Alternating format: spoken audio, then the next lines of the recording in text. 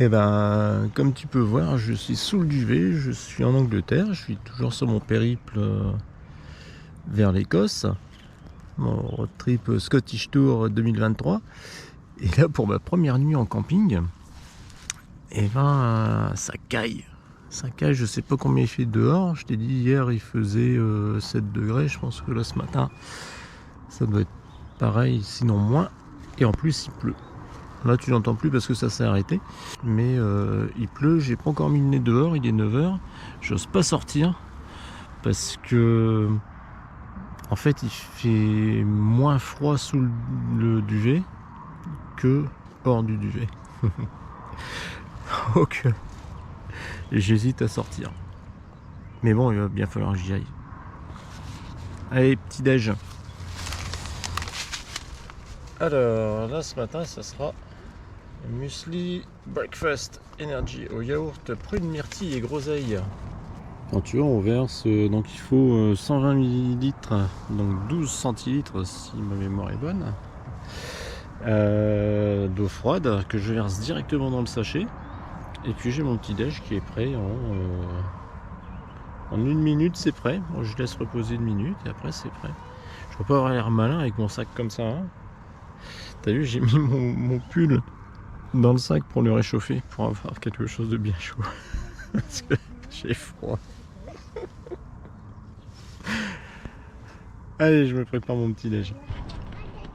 Alors mon retour d'expérience sur le sachet, tu vois,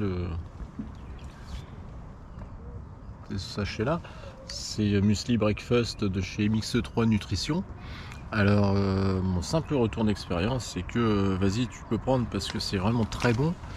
La préparation, c'est à l'eau froide.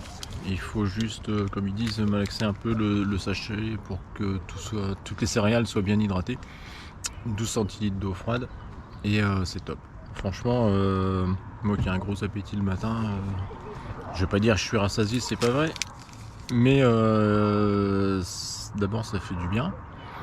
Et puis tu vois, je vais compléter avec une petite barre pardon, une petite barre énergétique, et puis ça sera très bien pour ce matin. Voilà. Et maintenant sous la douche. Ouais, bah voilà, alors comme tu vois, j'ai la tenue de pluie. Tu me diras, en Angleterre c'est tenue de pluie de rigueur. Bah ouais, parce que comme tu as vu ce matin, j'étais encore sous la tente et il pleuvait, il a plu toute la nuit. Ce matin j'ai dû replier la tente sous la pluie. C'était le truc que je craignais, que j'avais pas encore fait. Alors, j'étais pas vraiment sous la pluie, hein, on va dire qu'il tombait des gouttes comme là, quoi. J'ai eu de la chance, je vais pas me plaindre. Mais bon, ça m'a fait prendre beaucoup de retard. Mais regarde.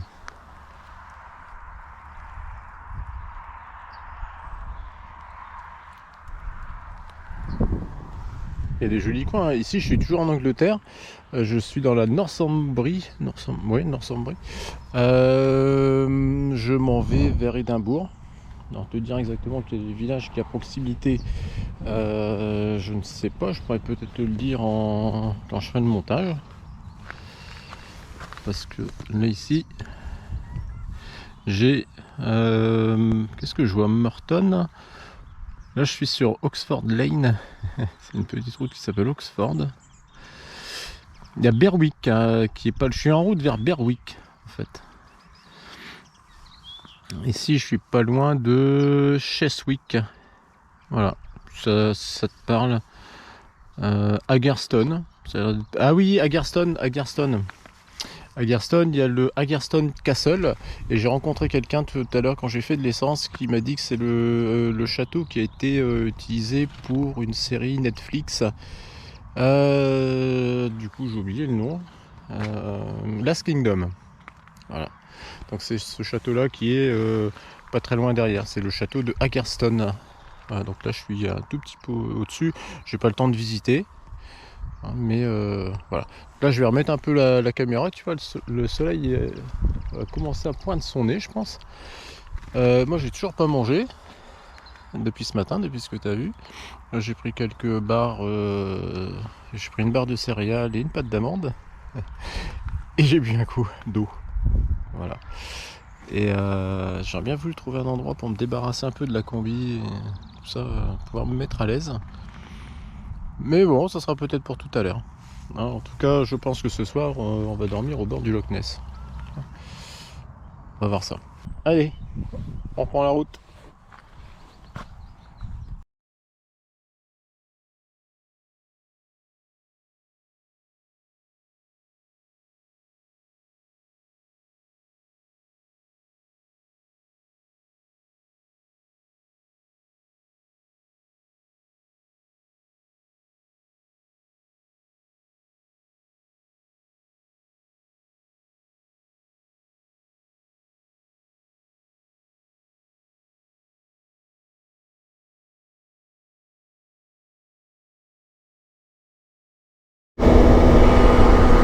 Ah, quand je te dis que l'Écosse, ça se mérite. T'as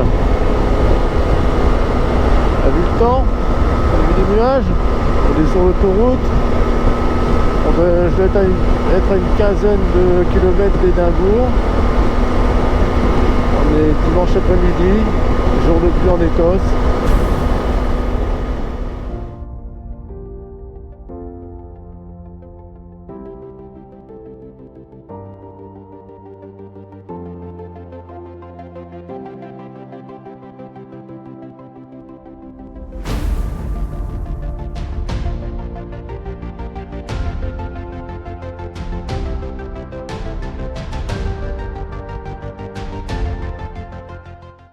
Queen's Ferry Crossing.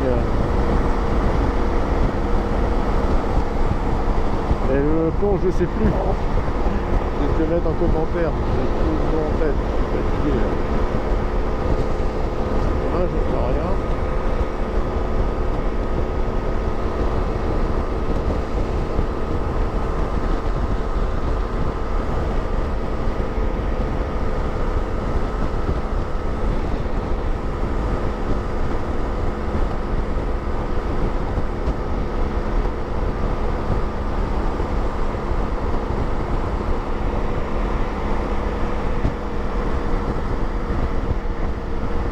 Voilà, donc ici c'est Édimbourg.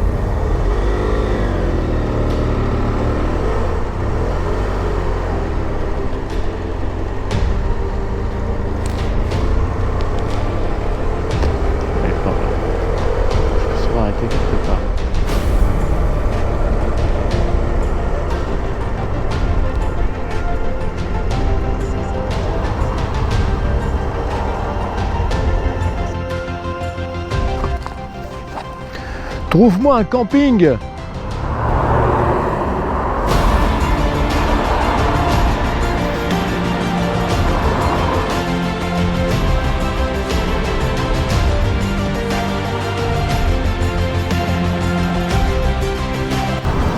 Allez vers le sud-ouest.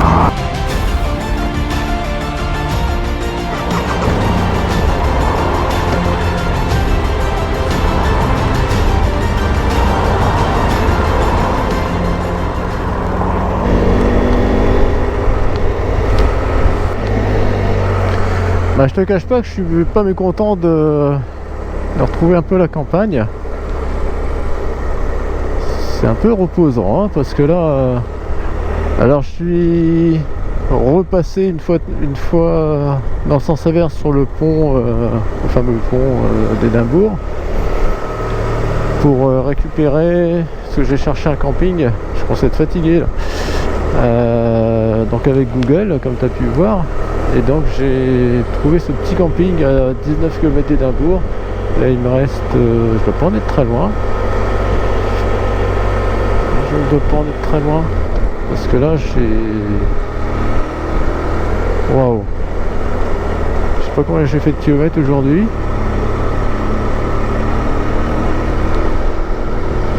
Mais ça doit pas être beaucoup, hein. J'ai peut-être fait 300 bornes, mais avec la pluie comme ça, vraiment fatigant. Hier, je pense que j'ai fait un peu trop fort.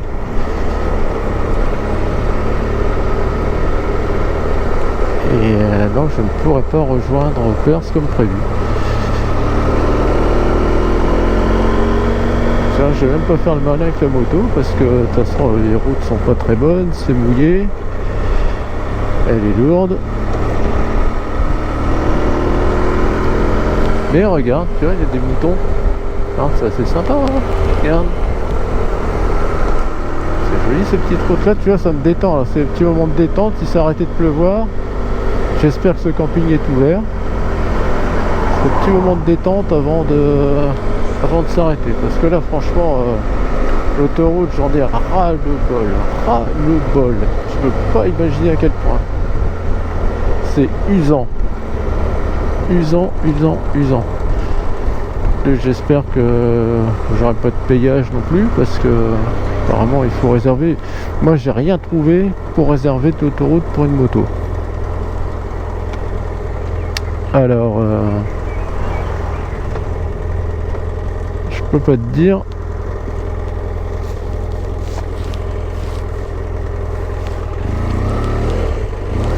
Je parlais un peu mieux avec la. Si j'ai pas la cagoule devant la bouche, ça sera mieux. Et ouais. Bon voilà, là je dois être à 10 minutes, dans 10 minutes j'y suis. On va voir si les motards ce sera pas. Ils sont plus sympas en Écosse que. Mais là c'est un scooter là. Enfin, c'est pas pareil. Le scooter, non.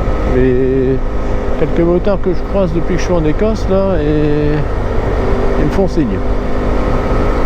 Par contre, tu vois, je me suis longtemps demandé pourquoi ils faisaient pas le salut motard, les motards anglais. Bah, tout simplement parce qu'ils n'ont pas l'habitude. Parce que si tu regardes bien, chez nous, on le fait de la main gauche, parce qu'on roule à droite. Et eux, ici, ils roulent à gauche. S'ils font de la main droite, bah, à ton avis, t'as compris? Bah voilà. Donc, je pense que c'est pour ça. J'ai longtemps pris ça pour un manque d'éducation motarde, mais en fait, c'est une raison technique. Tout simplement. Enfin, je suppose. Hein. Je vais leur laisser ça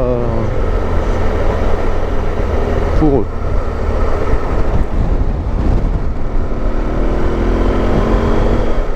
C'est le bénéfice du doute. Alors là, tu vois, je dois aller à gauche. C'est pas mal Google quand même. Hein. Alors d'où l'intérêt, c'est ce que je disais à mon épouse au téléphone hier soir, d'où l'intérêt d'avoir un GPS avec ton téléphone, de te servir de ton téléphone comme GPS.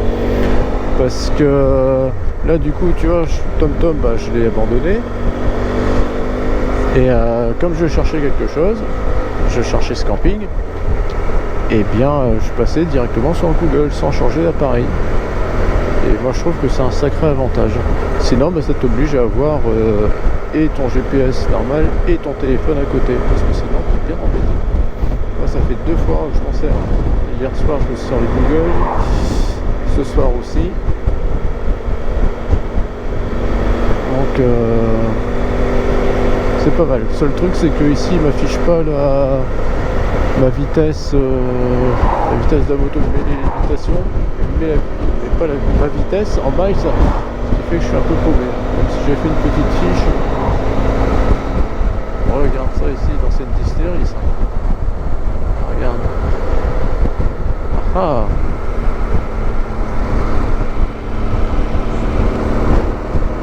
Quel pays sympathique.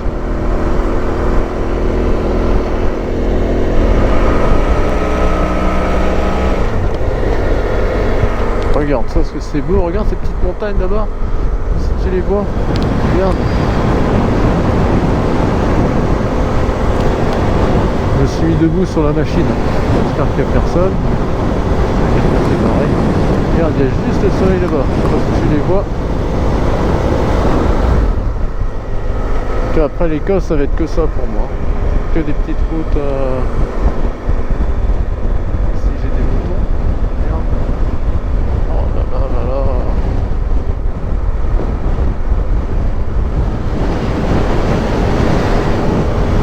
C'est joli tout plein.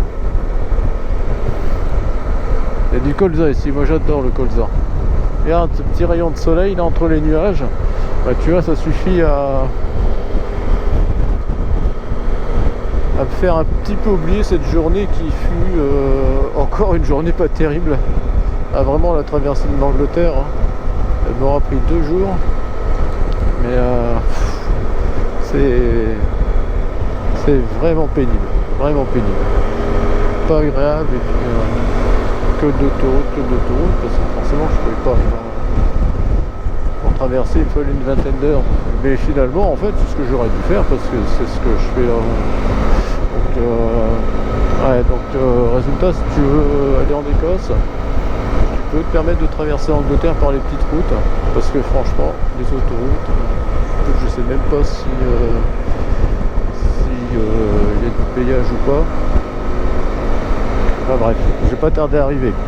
On va faire le point.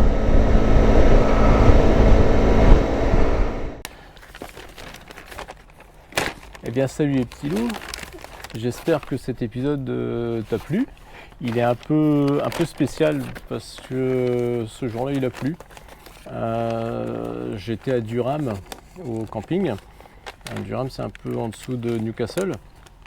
Et quand je suis arrivé, donc je t'ai dit le samedi soir il pleuvait. Et le dimanche matin il pleuvait aussi. Donc pour faire les images c'était très compliqué. Il a plu toute la journée. Alors la veille j'avais fait 580 km et sur cette deuxième étape, sur ce deuxième jour j'en ai fait que 300. Simplement c'était les 300 je ne vais pas dire les plus compliqués de ma vie parce que c'est pas encore fini, je peux avoir pire. Mais c'était bien épuisant parce que rouler sous la pluie continue sur l'autoroute c'est quand même assez particulier. J'ai traversé Newcastle, il y avait des travaux, j'ai dû sortir, je me suis retrouvé dans Newcastle, j'ai galéré. De toute façon parce que j'enregistre mes trajets sur Google et on voit, je vais un peu dans tous les coins. Et je me suis retrouvé à Washington. Tu vois comment j'ai pu galérer ? Oui, tu peux regarder sur la carte. Washington, c'est, je sais pas comment ils appellent ça, une ville, un quartier de Newcastle. Et je peux te dire que j'ai galéré dans Washington. Ouais. C'est pas mal quand même, hein, en allant en Écosse. Et donc voilà, donc j'ai vraiment bien galéré sur ce coup-là. Et après, donc, je me suis retrouvé sur l'autoroute, voilà, sous la pluie, jusqu'à Édimbourg. À Édimbourg, donc comme tu as vu, j'ai traversé ce grand pont là. Et il était tard, il était 18h, j'étais fatigué, épuisé. Ça s'entend peut-être dans les commentaires. Et donc je me suis arrêté j'ai pris la première sortie, je me suis arrêté pour trouver un camping sur Google. Chose que j'ai trouvée, donc je suis repassé sur le pont et je suis arrivé à une vingtaine de kilomètres d'Édimbourg où j'ai trouvé ce camping. Et là le soir, alors je n'ai pas pu filmer parce que j'étais pas dire j'étais au bout de ma vie, mais pas loin. J'étais bien épuisé, j'ai pas réussi à manger, chose qui est rare pour moi quand même. J'ai pas réussi. J'ai dû me forcer pour manger un tout petit peu. Et voilà, je me suis écroulé, quoi. J'étais prêt à rentrer, j'étais vraiment pas bien, quoi. Je me suis dit pourquoi je suis là, qu'est-ce que j'ai fait, enfin plein de questions que je m'étais déjà posé avant, partir tout seul, etc. Bon, est-ce que c'est bien, pas bien? Là, je me suis reposé encore une fois, mais là, j'étais vraiment prêt à rentrer. Parce que je me suis dit, j'ai fait n'importe quoi. Alors, j'en parle très librement parce que quand j'en parle autour de moi, on me dit, bah ouais, c'est normal. Le deuxième jour, le stress, la fatigue, etc. Donc ça risque de t'arriver si tu t'engages sur un road trip tout seul. Quand tu es à deux, quand je pars avec ma femme, je me pose pas de questions. Là, j'étais tout seul. Quand tu es à presque 1000 bornes de chez toi, tout seul, de toute façon, c'est pas la misère non plus, hein. Mais bon, ça fait drôle quand même. Donc ça a été une journée de brin, comme on dit d'un schnorr. Mais ça a été très riche d'enseignements et en tout cas une très grosse expérience pour moi. Ouais. C'est franchement, ça m'a fait du bien. Alors j'en reparle encore mieux maintenant puisque c'était il y a un mois pratiquement jour pour jour. Donc, mais vraiment, ouais, je sors grandi de ça. Pour ça, je ne redirai jamais assez. Si tu peux, si ta famille te le permet, si tes moyens te le permettent, etc. Bien que je t'ai déjà dit, hein, tu peux partir 3, 4 jours, 5 jours, pas très loin de chez toi en camping, ça te dépense, c'est pas une grosse dépense. Juste pour tenter, voir ce que c'est et voir ce que ça fait, quoi. Et c'est une expérience très très intéressante. J'en parle pas souvent, mais Gypsy, elle était vraiment impériale sur ce road trip. Parce que qu'il pleuve, qu'il vente, j'ai eu beaucoup de vent aussi en Écosse. On a eu des grêles, on a eu de la grêle sur l'autoroute. Ça, c'était pour rentrer, je crois. Enfin bref, quel que soit le temps, le revêtement, puisqu'on a fait un tout petit peu de chemin, elle a été impériale, cette grande fille. À ma puce. Voilà. Donc super bécane. Ça aussi c'est important parce que ta bécane, c'est ta seule compagne pendant ton road trip. Donc c'est important de bien s'entendre. Et nous on s'entend bien, hein Gyps? Bah ouais. Bon, allez, on va arrêter. Je te donne rendez-vous au prochain épisode parce que tu vas voir, après cette journée de bras du dimanche, le 1er mai, il y avait un soleil magnifique comme aujourd'hui. Et une belle rencontre aussi avec un cycliste. Ouais. Breton en plus. Il y aura son interview dans le prochain épisode, donc il sera l'épisode 3. A priori, je vais faire 6 épisodes sur ce road trip. Donc j'espère que ça te plaît. Tant que j'y pense, parce que je ne le fais jamais, il n'y a pas d'obligation, mais si tu n'es pas abonné, tu peux t'abonner. Si tu as aimé cette vidéo, tu peux liker.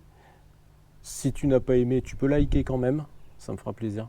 Mais dis-moi pourquoi t'as pas aimé cette vidéo. Si tu as aimé, dis-le moi aussi, bien sûr. Si tu as la moindre question, n'hésite pas à la mettre en commentaire. J'y répondrai, je t'enverrai les liens si tu me demandes des liens, etc. Enfin bref, comme tu peux voir dans les différents commentaires de mes autres vidéos, je réponds en général assez vite. Et je suis assez complet dans mes réponses. Donc bah voilà, je donne rendez-vous pour l'épisode numéro 3, je vais essayer de pas être trop long. Allez, salut les petits loups, à bientôt, épisode numéro 3, salut.